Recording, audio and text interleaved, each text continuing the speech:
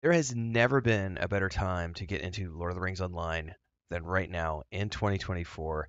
They just added two new legendary servers, which brings a huge surge in the population. It's a whole thing in and of itself, which we're going to talk about in this video. But also, they just updated to 64-bit technology, which is a huge leap forward. And along with this is the fact that they just launched a European server for the first time since the Codemaster days, which was like a decade ago. I know it was on Codemasters when I was playing it while living in Bulgaria, which would have put it back around 2008 to 2010. So it's been a long time. So um, it's a great time. They're doing big things, making great strides. We're going to talk about all of it today in the news video. And we're going to go over forum posts too because there's a lot of cool stuff to take a peek at in terms of what's in this big huge update and the legendary servers and everything else. So, behind me is footage I recorded last year. I think this is the last time I played actively, going through the Yonder Shire, which was one of the starting areas that they had added to the game. And so I came in, we did like a tavern crawl because it was a really cool thing to do. So like all the taverns are featured in this. This is the art style of Lord of the Rings Online. This is what the game looks like and runs like on an older PC. This is on a 1080. I have a 4080 now, and I've yet to install LOTRO on my new rig, but at some point I will be getting back in to do some more guides in 2024 content. But I probably won't be actively playing this game until 2025 because I have played the absolute snot out of this game. I've been playing it since it launched. It's my favorite MMORPG of all time. There's a playlist on my channel with hundreds of videos, thousands of hours of enjoyment. This is a great game. So, the legendary servers, they just launched. Now, this is a big deal for a couple of reasons. The first I want to point out is that the game is free to play. So, if you wanted to jump in right now and play Lord of the Rings Online, you could. And you can go from level 1 to level 90 in the free to play version of the game, or all the way up to Helm's Deep, which is years into the game's expansion cycle. So there is a boatload of content for you to play as a free to play player, which means there's nothing stopping you from jumping in and trying this game out for the first time ever and just seeing if you like it. It is one of the coolest games I've ever played, specifically because I'm a huge Tolkien fan, and the writing team in this game in particular have done one of the best jobs out of any MMO I've ever played in terms of providing lore that is in line with the Legendarium. They've also done a great job of following the books where it's necessary. So there's a main story in Lord of the Rings Online which follows the player's journey from the beginning all the way to the end of the ring being thrown into Mordor. And you're basically following along in the footsteps of and helping the Fellowship along the way and helping people who are affiliated with the Fellowship in that journey. That was a lot of years worth of content, and there's a great story there for those of you who want that. Apart from that, they've done a great job, the writing team, of just creating a really immersive game where you're going to get texts, walls of dialogue for quests, especially the epic quests, the book quests, but generally overall throughout the game. And all of it is going to feel very Tolkien-esque. And that's one of the areas where this game has succeeded in a way that a lot of other games don't when they adapt a property. But it's there. It's a great game.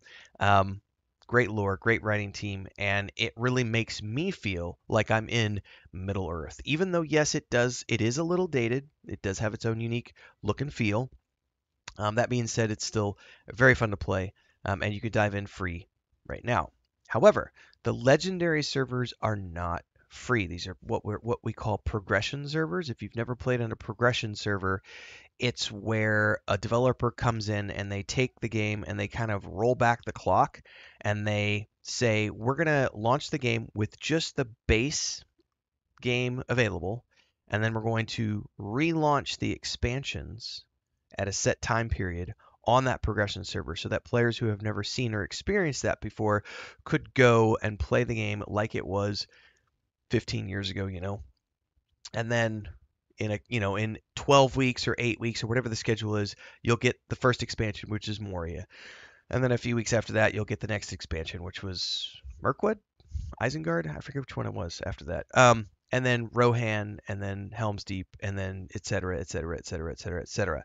So progression servers are a great place to start if you're a new player because of the fact that you're coming into new servers with a bunch of people who are playing all on the same playing field. in the terms of everyone's similar levels. There's not this huge level gap. I can't remember what the max in live is right now. It's like 130 or 140, I think, is the max, something like that. On the progression servers, everyone's at 50. That's the highest you can go. So it's a much more level playing field, and you'll find a lot more people playing in the areas that you're playing in because you're confined to the launch zones, which was still a lot of zones, but it was a handful of zones compared to the, you know, hundreds of zones. I don't even know. I'm pretty sure it's in the hundreds at this point, of zones that exist in the modern day iteration of the game because it has grown over 16 plus years and added all these new areas like the Yonder Shire and beyond. So, um, there's a ton of content. If you like traditional MMORPGs, you don't have to group up with other players if you don't want to. It's entirely soloable at this point in the way it's played these days. The epic book quests were originally designed to be played with groups, and the way they've done it now is you either get a buff when you go in, or you can get a stone that you click, which gives you a buff, which makes it as though you are 6 people working together. So it buffs your character up so that you can do extra damage, have extra hit points, and etc. to complete the storyline of the major quest line, which is the epic book series quests in this game. However, you still have the option to do those quests with other people if you want to. There's also instances that you can group up with, and there's dungeons in the games that you can do. Some of them, like I said, in content like Moria, if you're on a live server, probably not a lot of people doing that group content. But if you're playing on a legendary server, you can be going into that content with people as they're going in for the first time, and you will find lots of groups for those dungeons. So it's a great time to sort of mix the gap if you want to be on a legendary server versus one of the free-to-play servers where you have to keep that in mind. But there's a lot of content to do, whether it's soloing the game or doing the optional group dungeon stuff, the raids. There are raids in this game. I haven't done raiding since, wow. Probably Rohan was the last time I actively did raiding through the early years of this game. Since then, I've always just enjoyed it as a single player romp.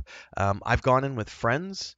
We've gone in with our gaming community, I think 3 or 4 times over the past 6, 8 years with my brother as well. He usually joins us, and we go in, and we usually have anywhere from 15 to 30 people, and we play for like 3 months, and then people wander off and go do other things again. And I've played it solo, I've played it group, I've done all of it over the years. It's a good game with a lot of content. It is older, so it doesn't have that action style RPG. It's tab-based targeting. You have your ability bar just like EverQuest 2, World of Warcraft, games like that. There's cosmetics in this game that it's amazing. And that's where they do, the monetization of this game is a mix between, if you're free to play, you can use the cash shop, or if you get a monthly subscription, you get points per month that you can use in the cash shop. I say cash shop, it's the LOTRO coin store, but it's the store where you get cosmetics and everything else. So there's a deep cosmetic game here as well if you want to go that route. Other stuff, you can craft all your own gear. This is the one game I always tell people, do every quest you come across. Every quest in the game is worth doing because it gives you cosmetic gear. So if you really want to deck your character out, that's where you go. Do quests. Also, there's a really cool housing system in this game. There's guild housing. There's premium housing, which is really awesome in Rohan and Gondor. Um, and just there's a lot of stuff to do in this game. Personal houses, guild houses, those can all be decorated. You can craft things for those homes. This is a really deep, huge MMORPG. Even though, yes, it's not World of Warcraft, it doesn't have millions of subscribers. It still is bustling away behind the scenes with this niche community. And I think the last time, I haven't looked in a couple of years, but the last time I knew anything about it, it was still boasting, I think, like 125, 130,000 subscribers, which is not anything to sneeze at by any means when it comes to, niche MMOs, especially when you compare to things like EverQuest 2, which only get like 25, 30,000 followers, like paying subscribers. So this is doing very well. It's right up there with Star Wars: Old Republic, the last time I looked at any of the numbers, which means it has a very healthy population that continue to pay to play and support the developers to create new content and to keep updating the game the way they've been doing. So there is a post over on the forums I want to dive into right now, which means I got to minimize my video, which I had playing in the background.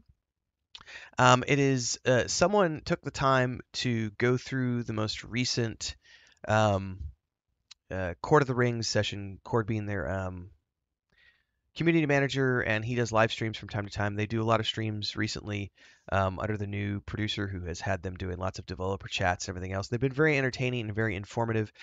This is someone at the forums who took the time to break this down, and we're just going to skim read this so that you can understand the legendary servers and what that means for the modern game where it is right now. And then if you want to go watch their streams, I would highly recommend it. I'll put a link to this in the description of my video so that you can go read this at your leisure. I am going to take a drink of coffee real quick, so give me a second, and then we're going to go through this. Quick commercial break, everyone, to celebrate and give thanks to all of these amazing people who keep me on the air full time. Really appreciate the support. All you got to do is join as a member. You get access to private videos. You can also do super thanks on any upload or super chats and stickers on any live stream or premiere you see. And beyond that, don't forget we're multi-streaming over on Twitch now, so you can support over there as well. Thanks so much to everybody. Let's get back to the video at hand. So, I guess this starts at the 5-minute mark in the video. They talk about the new legendary servers, Mordor and Angmar, both going to be available in July, which those have already launched. We're in August now, so these happened recently. They are placing Mordor is the European data center server. It says here, because of the numbers of players we're expecting and wanting to be on it, the server will require VIP status. They always do. The progression servers always require VIP. Standard worlds remain as is. They remind people that because of the fact that this is a new progression legendary servers, there's going to be a massive surge of people wanting to play. There will be queue times. They're not trying to release lots of different servers because they don't want to have to do a server merge later. Keep that in mind. Level cap is going to be at 50, and of course, then that will increase at the normal legendary pace. I don't know what that is right now, but I can't remember if it's 12 weeks or more.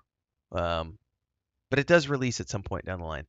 The big thing here is that the servers, this is a little different than previous progression servers because these ones have a new event happening called Veil of the Nine. And it says here, depending on your difficulty settings, the wraiths will come after you.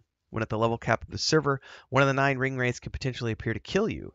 These wraiths will be a near impossible defeat on your own and will likely require up to 50 players to take down. I don't know what it actually takes. I haven't seen that, but I think it depends also on the difficulty level of the game. Says there's also going to be an effect to warn you in advance to give you some time to flee. They're going to start appearing around level 15, and although they won't appear that often, greater wraiths will be vulnerable to players who carry a special ring, which makes this essentially a world boss fight. There are only 12 rings on the whole server, and the carrier can only have them for a total of 10 days before they'll be randomly found in chests by other players. That's very interesting. There could be at least 2 people wearing rings at the same time. There's going to be rewards for engaging in this ongoing event. So this will be like a lot of the events we've seen in like World of Warcraft and other games. There'll be titles, portraits, and housing items. Dun, dun, dun, dun. They're using this as a testing ground to determine if they're going to bring this to the rest of the game worlds or just the legendary servers. And they won't appear when you're in an instance, so only in the open world. There's some notes here about the performance updates. So the 64-bit server was a big thing.